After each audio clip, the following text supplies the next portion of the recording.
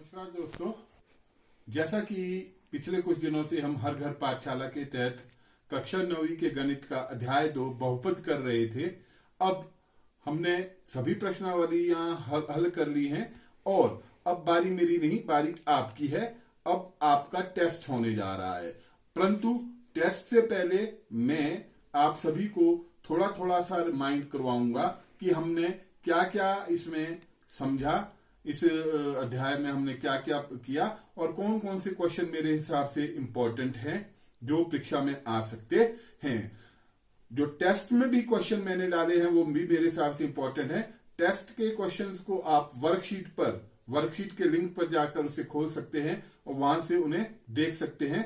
मैंने हर प्रश्न के अंक भी मेंशन कर रखे हैं क्वेश्चन के आगे कि कितने नंबर का है। तो इस टेस्ट को आप घर में खुद करेंगे और इसकी इवैल्यूएशन यानी चेकिंग भी आप खुद ईमानदारी से करेंगे, तब आपको पता लगेगा, आपको समझ आएगा कि हमने इस अध्याय में क्या सीखा है और कितना आप समझ पाने में कामयाब हुए हैं। मैं एक बहुपद लिखने जा रहा हूं, 3x की घात 2 जमा 5x जमा 4। सबसे पहले जैसे कि हमने एक चर वाले बहुपद पढ़े थे, तो इसमें एक चर क्या है, जो x है इसमें एक ही लगा हुआ है, सिर्फ x ही लगा है, इसलिए हमें इसे एक चर वाले बहुपद कहते हैं। यदि x के अलावा y या p q r m n कुछ और लगा हो तब ये दो चर वाले बहुपद या अधिक चर वाले बहुपद भी हो सकते हैं। अब हमने जो दूसरी इसमें पद पढ़े थे, जिसे इंग्लिश में हम टर्म्स भी कहते हैं, तो पद होते क्या है, जैसे दिया ये बहुपद है, इसी के आधार पर हम करेंगे। इसमें 3 पद है, 1 2 और ये तीसरा, ये हमारे पास 3 पद हैं, यानी ये हमारे पास त्रिपदी है, या इंग्लिश में हम इसे ट्राइनोमियल भी कहेंगे। अगर हमारे पास सिर्फ एक पद हो तो उसे हम मोनोमियल कहते हैं, 2 पद हो तो उसे बाइनोमियल कहते हैं, यानी एक पदी, द्विपदी और ये त्रिपदी है हमारे पास। दूसरा हमने पढ़ा था घात के बारे में, जिसे हम इंग्लिश में डिग्री कहते हैं। घात के बारे में पढ़ा था। तो हमारे पास जो दिए गए बहुपद की सबसे बड़ी घात होती है वो उस बहुपद की डिग्री या घात कहलाती है। तो हमारे पास यहां पर घात है 2। कितनी है घात यहां पर? 2। ये सबसे बड़ी घात है, तो ये हमारे पास घात है 2। तीसरा आएगा यहां पर गुणांक।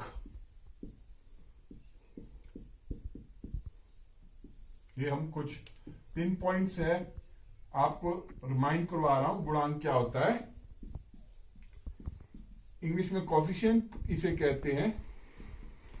अगर कहा जाए कि एक्स स्क्वायर का गुणांक क्या है, एक्स स्क्वायर का गुणांक, देखिए बच्चों, यहां पर एक्स स्क्वायर, ये है एक्स स्क्वायर, इसके आगे जो संख्या लगी है वो इसका गुणांक कहलाएगी। तो यहां एक्स स्क्वायर का गुणांक आएगा 3। यदि कहा जाए एक्स का गुणांक लिखिए,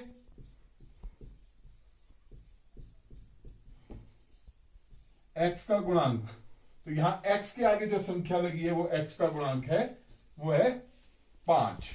ये छोटी छोटी बातें समझने वाली है हमारे पास। इसके अलावा अचर संख्या को भी यहां पूछा जाता है। अचर क्या होता है? कांस्टेंट। अचर,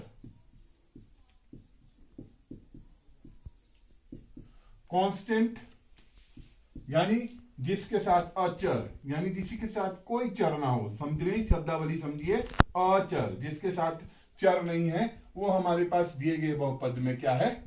4 है। तो ये हमारे पास था कि क्या हमारे पास पद कौन से होते हैं, घातें कौन सी होती हैं, गुणांक किसे कहते हैं और अचर किसे कहते हैं, ये हमने आपने बहुपदों का शून्यांक के बारे में पढ़ा था कि बहुपद के शून्यांक कैसे होते हैं, कौन से होते हैं। अक्सर प्रश्न इसमें जो मेरे हिसाब से इंपॉर्टेंट क्वेश्चन है वो आता है कि सत्यापित कीजिए कि दिए गए बहुपद का इसके साथ जो अंकित किया गया शून्यांक है या नहीं। फॉर एग्जाम्पल, हमारे पास बहुपद दिया है p ऑफ x बराबर है 3x जमा 1। ये कह रहा है कि x बराबर है -1/3, इसका शून्यक है कि नहीं। तो हम क्या करेंगे, x की जगह इसकी वैल्यू रख देंगे p ऑफ -1/3। यह आ जाएगा 3 गुणा -1/3 जमा 1। 3 से 3 कट हो जाएगा, यह आ जाएगा -1 जमा 1, ये बराबर है 0 आ जाएगा। देखिए ये 0 के बराबर आ जाएगा। अगर इसका मान 0 आया तब ये दिया हुआ शून्यक इस बहुपद का शून्यक है, तब ये इस बहुपद का शून्यक है। अब इसके अलावा जो प्रश्न आता है वो कहता है कि दिए गए बहुपद का शून्यक ज्ञात कीजिए। इसमें इंपॉर्टेंट मैं आपको बता रहा हूं, बहुपद p ऑफ x हमारे पास दिया है cx जमा d, इसका शून्यक ज्ञात कीजिए। तो हम क्या रखते हैं, हम इस वैल्यू को ले लेते हैं शून्य के बराबर, तभी शून्यक निकलेगा। जो ये बहुपद है इसको हम शून्य के बराबर ले लेते हैं। अब c ऑफ x आ जाएगा, ये जमा d उस साइड जाएगा, ये बन जाएगा -d, और x आ जाएगा -d/c। ये हमारे पास शून्यक आया है, x बराबर है -d/c। इसके अलावा हमने शेषफल प्रमेय की थी। शेषफल प्रमेय में क्वेश्चंस आते हैं हमारे पास, जैसे में एक क्वेश्चन जो है बहुत अच्छा क्वेश्चन है कि ज्ञात कीजिए कि 7 जमा 3x दिए गए बहुपद का गुणनखंड है या नहीं।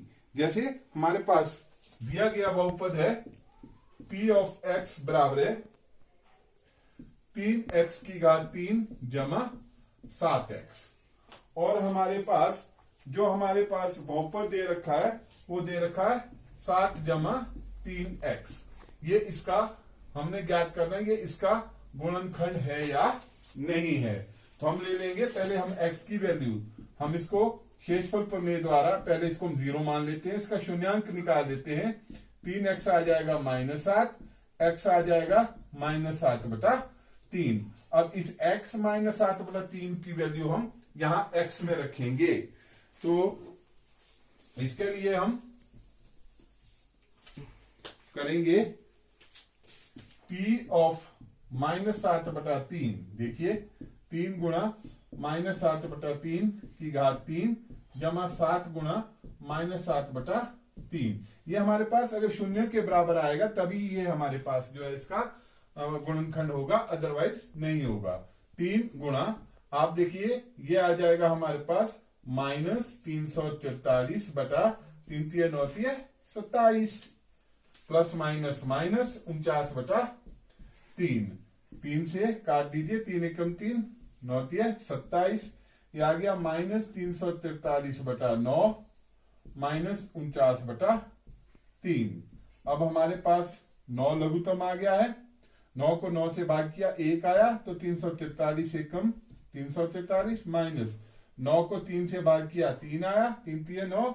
अब 49 दिए करेंगे हम, 9 × 27 का 7, सॉरी 9 × 27 का 7 हासिल 2, 4 × 12 2 14। जब आप इसे दोनों प्लस माइनस के हैं होंगे प्लस, जब आप इनको जमा करेंगे तो आप पाएंगे कि ये आ जाएगा हमारे पास 490/9। और आपको पता है -490/9 जो है ये 0 के बराबर नहीं है। तो हम कहेंगे दिया गया गुणनखंड हमारे बहुपद का गुणनखंड नहीं है। ये इंपॉर्टेंट क्वेश्चन है बच्चों। अब हमारे पास जो प्रश्नावली 2.4 है उसमें हमने गुणनखंड प्रमेय पढ़ी थी। उसके आधार पर जो प्रश्न 3 है प्रश्नावली 2.4 का, बहुत इंपॉर्टेंट है कि k का मान ज्ञात कीजिए। अगर दिया गया बहुपद, आपके पास जो भी बहुपद दिया उसके लिए आपने k का मान ज्ञात करना है। जैसे हमारे पास मान लीजिए दिया गया बहुपद है p ऑफ x, यह है x² जमा x जमा k। इसमें आपने k का मान ज्ञात करना है अगर x - 1 के दिए गए बहुपद का एक गुणनखंड हो। अब x - 1 ये हमारे पास 0 के बराबर होगा, x आ जाएगा -1 उधर जाएगा 1। तो अब p ऑफ 1 इसको आपने 0 लिखना है। तो p ऑफ एक x की जगह वैल्यू भर दीजिए, 1 का वर्ग जमा 1 जमा k बराबर है 0, 1 जमा 1 जमा k बराबर है 0, 2 जमा k बराबर है 0। दिस इंप्लाइज k का मान हमारे पास जब 2 दक्षिण पक्ष में गया तो k का मान आ गया हमारे पास -2। ये हमारे पास बहुत इंपॉर्टेंट क्वेश्चन है, इस तरह के जो भी हैं क्वेश्चंस आते हैं कि 2x² जमा 7x जमा 3 के गुणनखंड बनाइए। ये भी इंपॉर्टेंट क्वेश्चन है, जरूरी नहीं कि मैं यही वाला बोल रहा हूं, इस तरह के प्रश्न आते हैं। देखिए किस तरह से इसके गुणनखंड बनाने हैं। हमने बीच वाली संख्या को तोड़ना होता है, तो हम कांस्टेंट टर्म और कोफिशिएंट जो x² का इनको गुणा कीजिए, 3 दूनी 6 आ रहा है हमारे पास।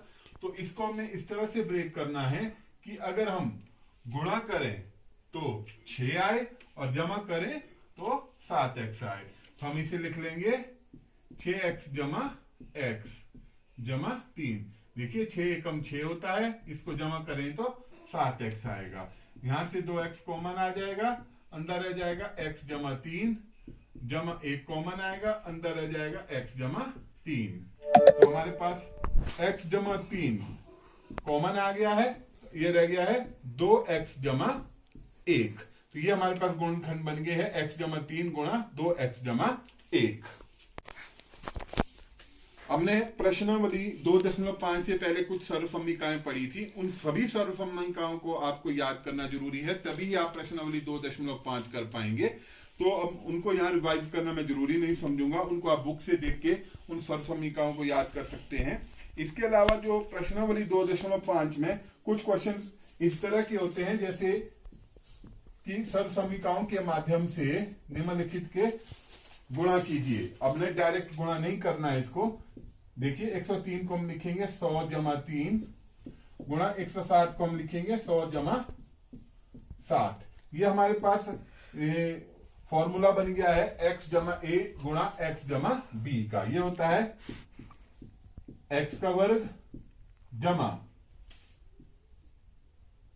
a plus b into x plus a गुणा b।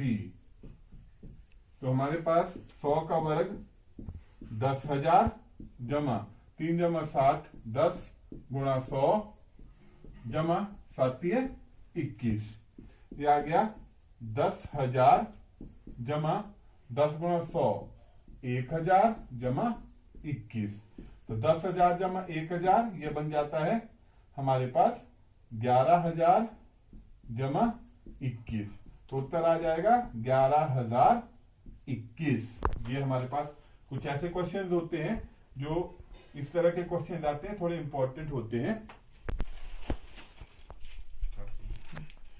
इसके अलावा जो क्वेश्चंस हमारे पास इंपॉर्टेंट हैं, देखिए मैं आपको बताना चाहूंगा। प्रश्न नंबर 3 है प्रश्नावली 2.5 का, उसको मैं यहाँ हल नहीं करूंगा, परंतु वो भी इंपॉर्टेंट है। प्रश्न नंबर 5 है कि गुणनखंड बनाइए, हमारे पास दे रखे हैं, उसमें x plus Y plus Z का होल स्क्वायर वो वाला फॉर्मूला लगना है, ये भी बहुत इंपॉर्टेंट है। इसके अलावा क्वेश्चन नंबर 7 और 8 भी इंपॉर्टेंट है। मैं चाहूंगा कि आप सभी प्रश्नों से अगर एक एक दो प्रश्नों की आप प्रैक्टिस डेली करें तो प्रश्नावली 2.5 आपको बिल्कुल इजी लगेगी। ये पूरी जो है सर्वसम्मिकाओं के ऊपर बेस्ड प्रश्नावली है। जितने आप फॉर्मूले याद करेंगे, उनको समझेंगे, उतने ही इजीली आप ये प्रश्नावली 2.5 को कर पाएंगे। तो अब जैसा कि मैं आपको कह रहा हूं कि आप वर्कशीट को देखिए, वहां पर आपको टेस्ट दे रखा है मैंने, टेस्ट को जरूर कीजिए ताकि आप टेस्ट को देखकर अपने को इवेल्युएट कर पाएं कि आपने कितना बहुपद जो हमारा अध्याय 2 है इसको कितना समझा है, और उन जो टेस्ट आप करेंगे उसकी इवेल्युएशन भी खुद करनी है आपने, किसी और से ना कराएं।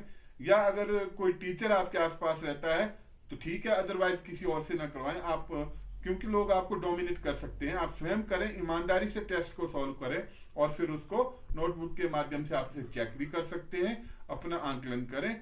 और बच्चों मैं अब नेक्स्ट वीडियोस में आपके साथ चैप्टर नंबर 4 के साथ मिलूंगा, पर उससे पहले मैं चाहूंगा कि आप मेरे YouTube channel learn mathematics with Tekchand Sharma को प्लीज सब्सक्राइब करें, लाइक करें और जो बेल आइकॉन है उसे भी क्लिक करें, ताकि जब भी मैं कोई नई वीडियोस बनाऊं तो आपको नोटिफिकेशन आती रहे और आप उन वीडियोस के मैथमेटिक्स को सीखने में आपको मदद मिले।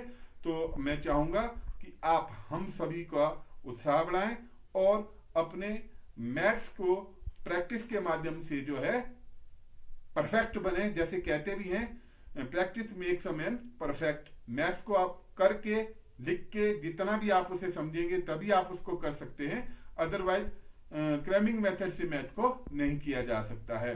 तो बच्चों, धन्यवाद।